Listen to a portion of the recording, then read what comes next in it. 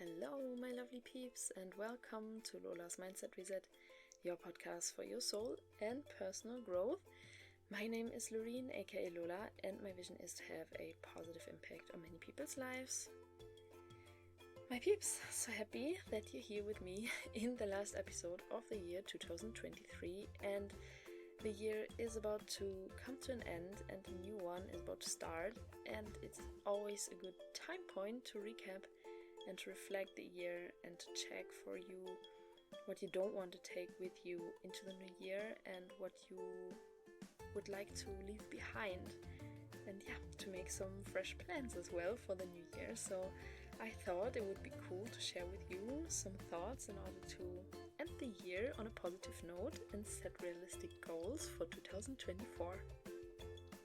So maybe you're already prepared to take some notes, and I would say, let's go!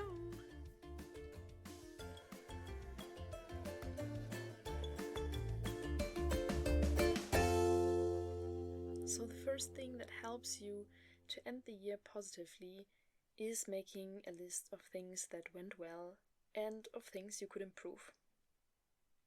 I'm pretty sure you did a lot this year, and there is a lot to be proud of. So make a list of your achievements and everything that went well, everything that you managed, what you've learned, things you improved already, and things that made you grow or take a step out of the comfort zone. Make a nice list and recap the positive outcome of this year. And take a minute to go into it and to be proud and find some nice and loving words for yourself. And I know that we usually don't have it in mind what we did during the year, and once we make a list, we are surprised how many things we did, how many things we handled, we learned, we improved, and how many things we already healed in an entire year.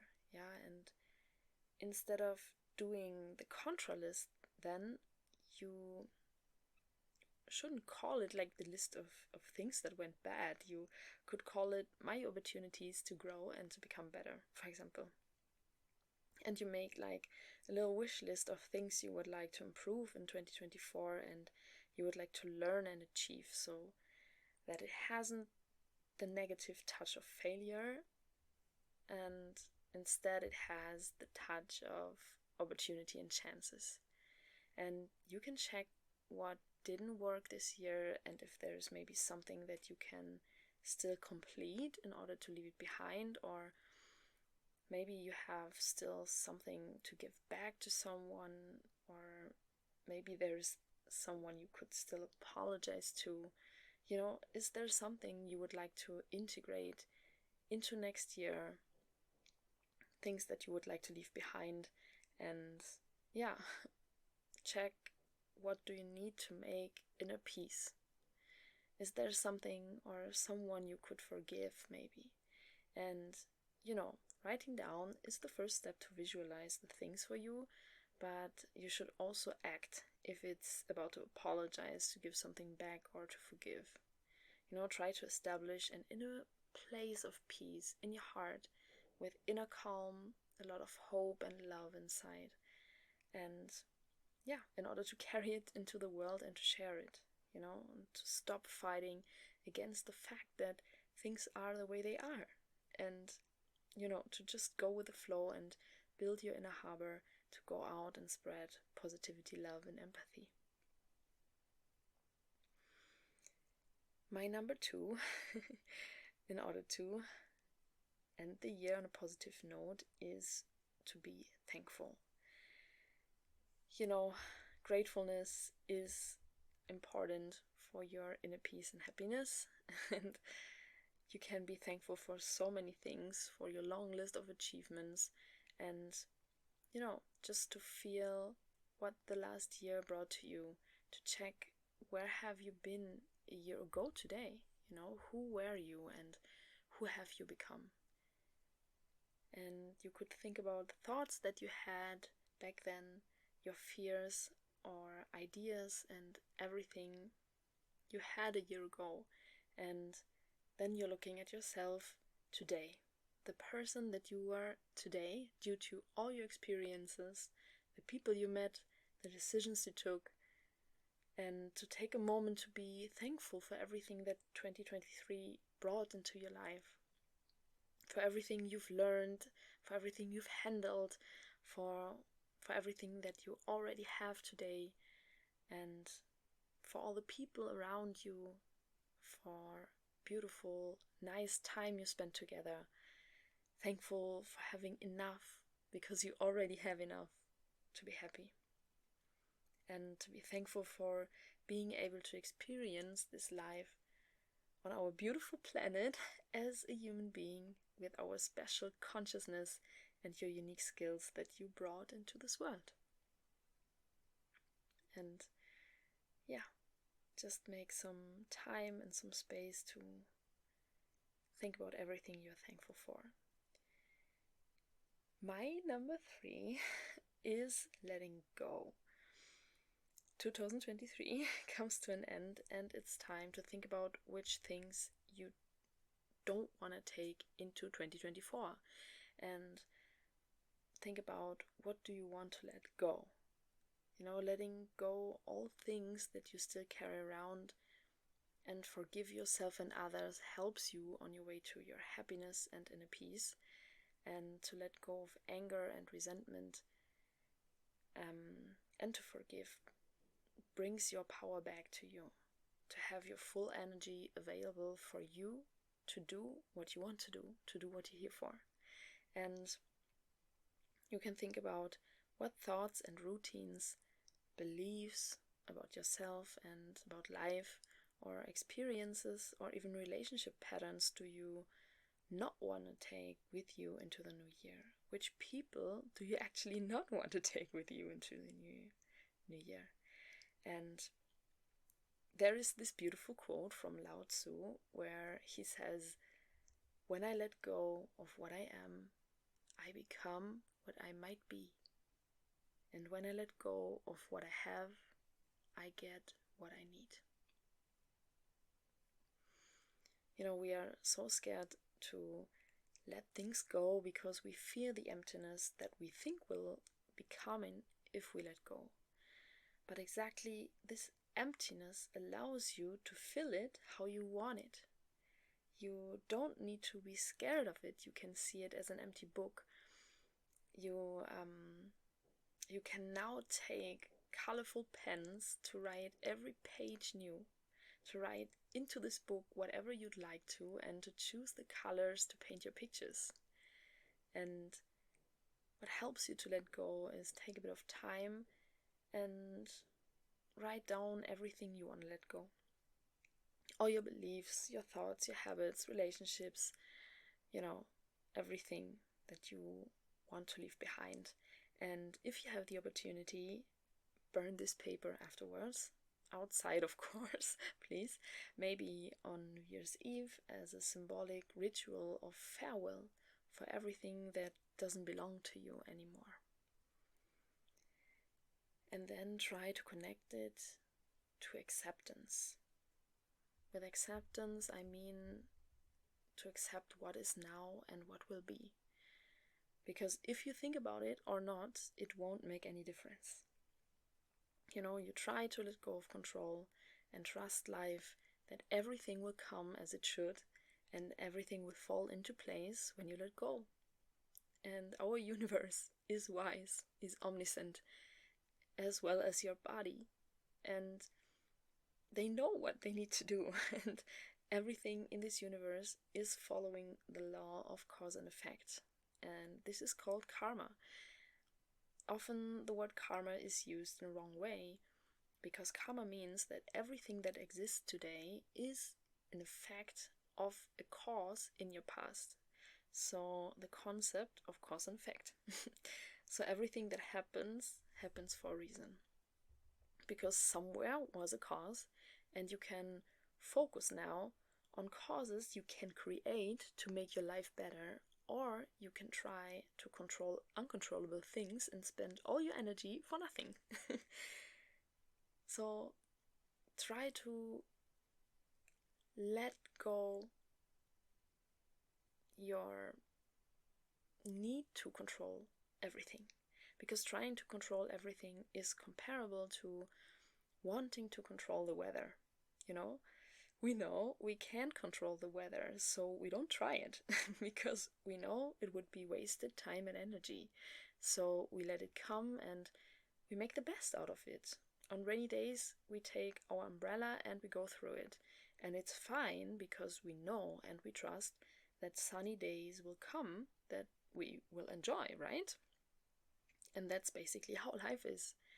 Make yourself aware that you have the power to decide how to deal with circumstances, and that you have creative, incredible power, and everything that you will move, every cause you create will have an effect. So, to come to the point to set realistic goals for the new year, it's kind of difficult because sometimes, maybe you also know it, you would like to do everything now and everything needs to be perfect and fixed immediately, but we are even more frustrated in the end if we need to face the truth and realize that it didn't work again the way we wished it to. So it's important to set realistic goals for your new year. I think most of us are having every year like really nice plans of what they want to do and what they want to improve or give up, but only few of the things we're having on our New Year's lists are being completed, and the major reason is that our goals are not realistic and we are mentally sometimes not ready for them. Goals, for example, like I'm gonna go every other day to the gym, or I will stop smoking, you know, and many others. They are really nice goals, but sometimes they are not realistic because the intentions are good ones, but it would be more successful to set realistic and smaller goals. And if you really want to change something, to start with the right things and do something small every day instead of overwhelming yourself for, let's say, 2 or 4 weeks and then giving up on it. Because can you really go every other day to the gym from zero? Or will you really stop smoking if your mindset is not ready? In order to do so, you need to start understanding why do you have these goals, and you need to really want it. And you can only really want it if you dissolve the reason why you are not doing it. Or why are you not stop smoking? Why are you not stopping smoking? The reason why you're not doing any exercise, whatever it is for you. So in these two examples, the start would be to appreciate your life and your body, and to start loving yourself and being thankful for everything your body does for you. And it only works if you have a higher reason within yourself. For example, if your health and well-being and a long, healthy life is more important than short-term satisfaction. And once you really understood what it means to you, you will be ready to make major changes, because you don't want to damage your precious body, right? You want to live on this planet as long as possible, to be able to enjoy this life that is given to you and to live your purpose, yeah, which is an unique chance. And if you really want it and you're ready, it will come. It will work. If your why is strong enough to beat the easy, comfortable, and short-term satisfying habit. For me, for example, it was the same, because I smoked for many years and I always wanted to give it up, and it never worked. But one day, I gave it up to put pressure on me, to always be mad at me when I smoked, or to regret it and be pissed. I worked on something completely different: my self-love, my future wishes, my dreams, and my gratitude. Okay, so I practiced my self-love every day. I practiced to focus on my body, to be thankful to focus on the positive things that happened to me, and I worked with my future self and everything that I wanted to become and to live. And without putting any major force on myself, I smoked less without trying it, and less, and one day it was just 1 or 2 cigarettes. And then I realized that I didn't really needed them, and the next day I didn't smoke any cigarette, and I didn't even realize it because I was just staying in my focus on myself. And yeah, just a small info, they say it takes like 66 days to implement a new behavior and make it a habit.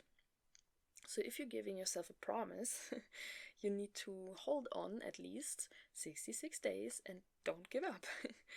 There are 3 phases of converting a new routine into a standard behavior, and all of them are taking around 22 days. So in the first phase, called distraction, you're rewriting old thought patterns and destroying old behaviors to make space for new habits. That's why it's called distraction. And change is very difficult at the beginning because a normal part of adopting new behaviors is resisting negative thoughts and having irritable moods, crazy moods and mood swings, and strong desires.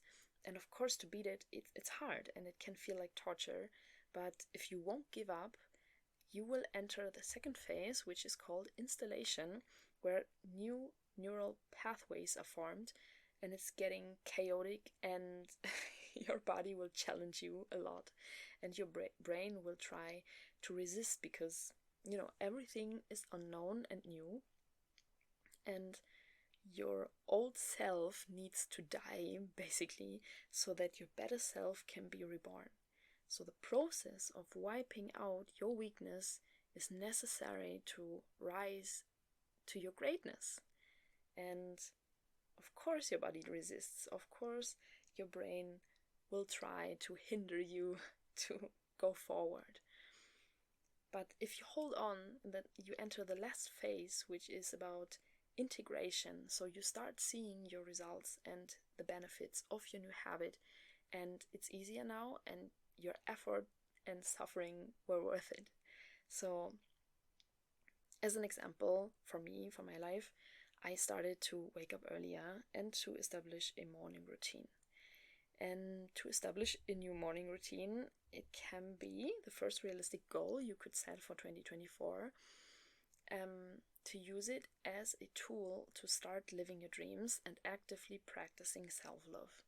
And that will help you to understand yourself better and to reach your goals. And my morning routine is based on the book, The 5 a.m. Club, which I strongly recommend. It's nice, and it's about to wake up earlier. Surprise, obviously, from the title of the book you can tell. And it's about to wake up earlier and to strengthen your 4 areas of life every morning. So you are awake while others are still sleeping, and you invest the additional time in yourself and your self-growth. And the 4 areas of life are mindset, heart set, soul set, and health set. And if we are talking about the mindset, it's about to improve your way of thinking.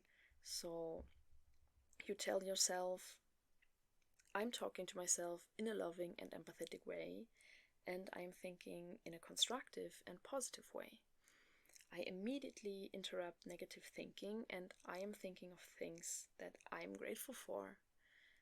And I'm listening to my inner voice, and I'm acting based on my intuition.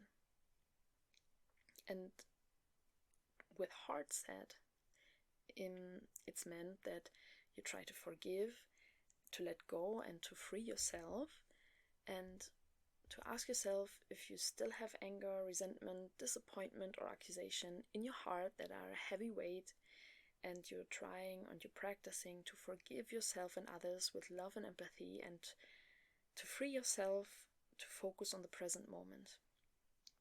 And I have a very cute quote in my mind that I always remember, and it's from the kids movie Kung Fu Panda, where the turtle says something really nice. He says, Yesterday is history, tomorrow is a mystery, but today is a gift. And that's why it's called present. And that reminds me that our life is not like a coherent sequence of events, it's a series of now moments, so moments of the present. That I'm using it to find my way back to the present moment, into the present moment. And the soul set is about meditation and to connect to your soul and to use your creative power. So to sit in silence with yourself, to sink into your deepest form of being, into your higher self, and set your intentions for the day. So you set your intentions for what do you want to bring into this world today. You set good ones, full of love, understanding, empathy, patience, generosity, and your intuition. And the last point is the health set. My God. Health, habits, exercise, fresh air. It's about the awareness of the importance of your health and the miracle your body is. And it's about thinking what habits you have to integrate more movement into everyday life and to exercise more often. To think about your nutrition, what do you eat to nourish your body and soul, and if there is room to improve. And you start with one thing in each area every day. And they say if you improve your 4 areas of life every day by 1%, you improve your life in a year by 365%. I mean, it's what they say in the book. Of course, if you do correct maths, it's even more, but it's just, to make it imaginable. Okay, so apart from the new morning routine, which is just an example, very powerful goal is to start taking steps towards your dreams and to connect to your future self. And you start focusing on your strength instead of only trying to improve your weaknesses. You start doing the necessary steps towards your dreams, because nothing will happen and come to you in a magical way if you don't wake up from your sleep of beauty and if you don't start walking towards your dreams and goals, whatever it is. No one else will do it for you. And to think about, what would you do if you couldn't fail? And what would you do if you know you would fail? So to, filter out that what has an enormous importance for you. What would you do even if you know you would fail? It is something that makes you maybe angry in this world, where you have the inner feeling of urgency to change it. To combine it with your strength and to go for it, to fight for it, because it's worth it. And some peeps are trying to improve the weaknesses to be good in all of the areas, in any kind of way. And but way more important is to focus on your strength to get better in the things that you're already good at. And maybe you're the only one who can do the things that you want to do, and you and your work can make a difference and can improve things. So let's go. It doesn't need to be perfect, but it needs to be real, and you can adjust and improve on your way. So don't be too perfectionist with things that you wanna bring out. And my God, I don't even know if the word was correct, but you know what I mean. Don't try to do everything perfectly. So whatever, you can trust yourself, your life, your body, and the universe. And yeah, someone might call it God or destiny, whatever you call it. Everything will fall into place, and lessons will be repeated until they are learned. And try to go into the feeling, into your consciousness, to feel how much you can direct your life yourself and try to focus on the things you can control. And what helps me a lot is to connect myself to my future self, to my wiser and older future self that already knows what is going to happen and who knows which decisions to take to find my way. And I'm actively opening my heart to receive messages from my future self.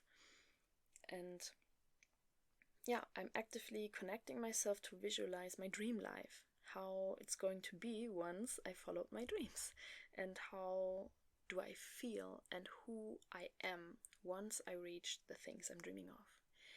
And for me, if I would have to imagine that I'm living my purpose and I'm leading my dream life, and my work is having a positive impact on people and planet, I feel like proud, I feel fulfilled, I feel happy, meaningful, confident, healthy, important, creative, powerful, and so grateful. And I'm imagining that my future self talks to me, and if you want, you can also imagine that you are at a beautiful place in your future life and your future self talks to you as well. And it says, "My love, thank you for all decisions that you took to be able to be here in this beautiful future. A future that is waiting for you and that can only exist because you're living every day as an element of your future. Like if every day was one building block to create your future. Thank you for facing your fears. Thank you for allowing yourself to heal. Thank you for taking healthy decisions. Thank you for taking the first steps to live your dream life. I'm so proud of you for every time you set boundaries, for every time you said no when something didn't fit for you, for everything you forgave yourself, for every heavy fight you fought, and for every time you stood up again. Everything is waiting for you, because your future already exists, and you can be sure that I'm always with you now and in your future." And I'm taking it into my heart to fulfill myself with all these feelings and to have myself like to trust and to just know that I'm always there and I'm always safe, and I use these feelings to set my intentions of my work, of the things that I'm doing, to know why I'm doing what I'm doing, because I know how I feel when I did it.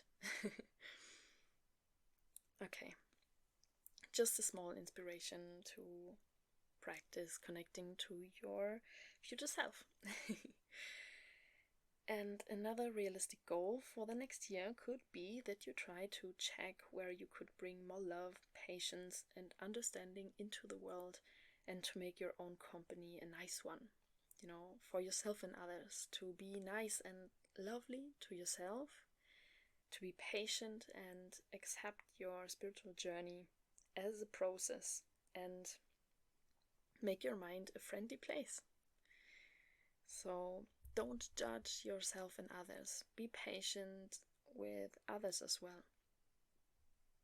Welcome diversity and try to see diversity as an opportunity to learn from each other, to expand your horizon, to try to be open for different point of views and opinions, and practice to be tolerant,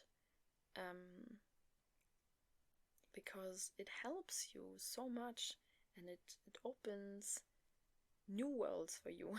If you, every time you meet someone with a different point of view or different values or opinion, if you try to listen before judging and try to accept and respect instead of trying to convince. Because, you know, you don't need to take over things that doesn't fit for you. It's fine. But in my eyes, you can learn something from everyone, even if there is nothing you have in common. It's worth it to open up instead of being negative and judgy, as well as you have the right to speak your truth and have your values and your opinion. Other people have it as well, you know, but you can draw a boundary for yourself before judging and thinking, because you have your life and the other person has its life. And if there is nothing fitting, it's fine, because you need to live your life and the others lead theirs. And it's that easy, yeah. And you don't need to take over something that doesn't make sense to you. And negativity is just poison for yourself, and you neither want to be judged. You want to be accepted, respected, and heard. So give it to others as well, no matter if you like the things they are saying or not. Of course, as long as everything is communicated in a respectful and appropriate way. I mean, if someone disrespects or insults you, you don't need to accept it, but you know what I mean. In normal, everyday situations, a normal conversation, try to make a contact with you a loving and peaceful and positive experience for everyone. And once you are treating yourself and others lovingly, you can make yourself and the world around you profit from it, because you are able to bring positivity, empathy, and love wherever you go, and you can share more. And a nice practice is doing something voluntarily, you know, to help people, or to do something for the planet, or to help animals, or to just do something good, to share your knowledge, your time, to listen and give love without expecting anything in return.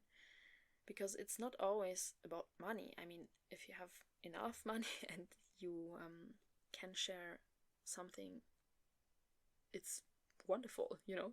But it doesn't need to be a material thing or a huge thing, but it can be something small to make this world a little bit more kind, and, you know, just to make someone smile. And I mean, it doesn't cost a thing. Okay, my last good goal for 2024 is to listen to your gut feeling or intuition and taking decisions based on that. Talking about intuition, the question is, how do you know that your intuition is trying to communicate with you, or if it's your consciousness and fear that tries to hinder you to take a decision or whatever? Maybe you know it as well. It's a very quiet voice or gut feeling that you have if you meet new people, or if you have to decide something, or if you have the urgent feeling to do something, to leave a place, or to call someone, or to apologize.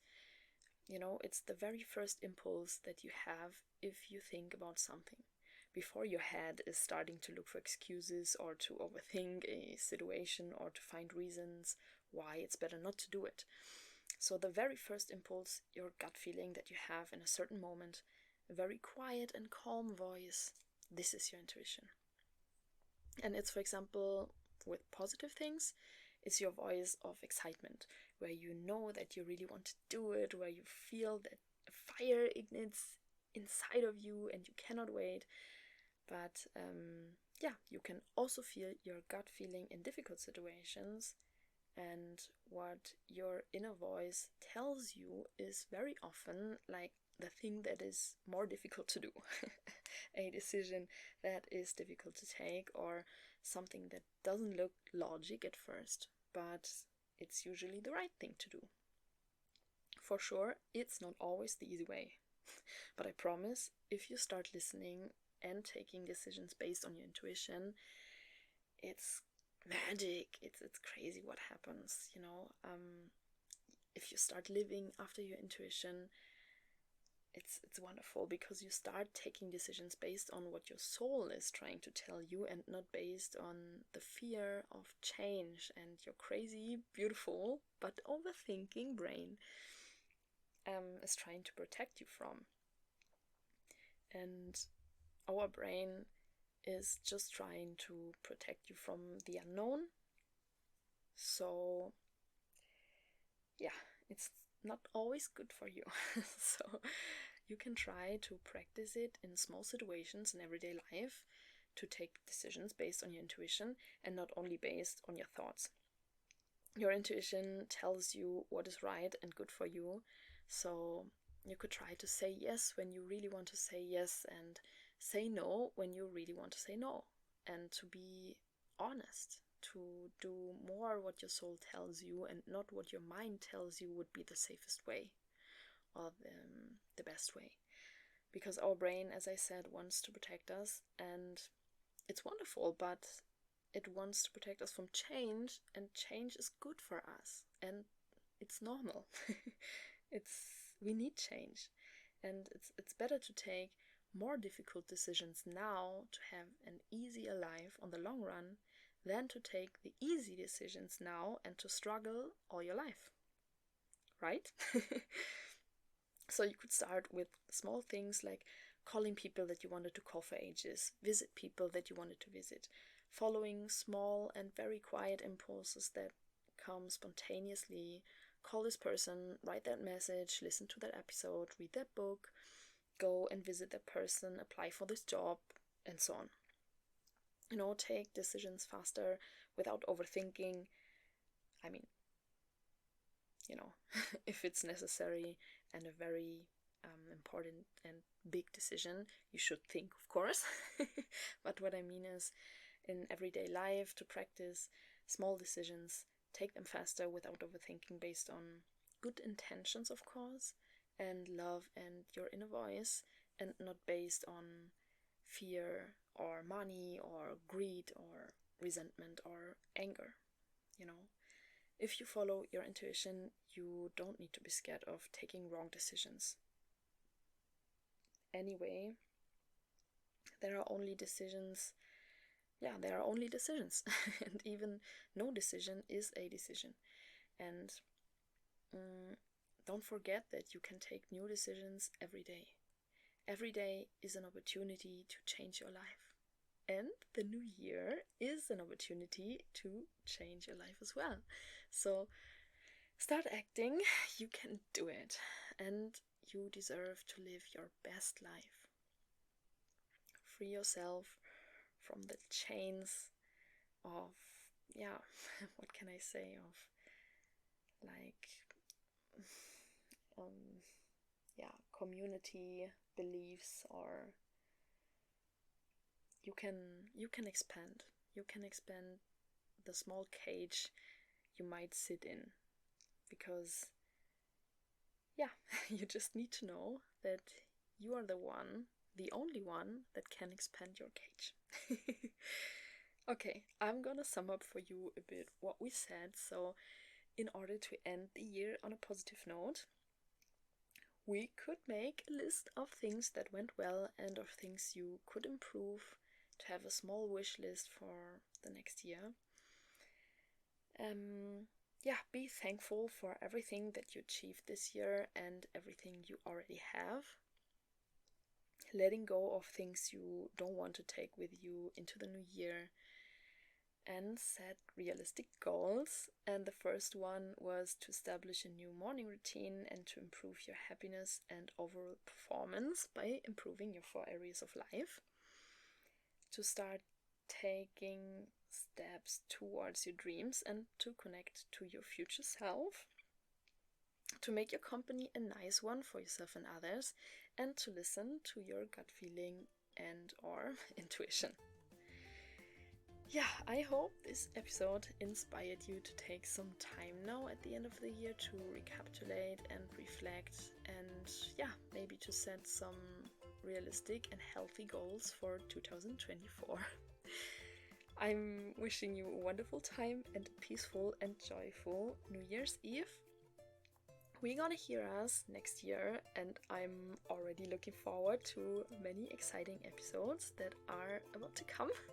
And yeah, you can find me on Instagram at Lola's Mindset Reset, and I'm inviting you to leave some comments or messages and share your thoughts about this episode and your goals for 2024.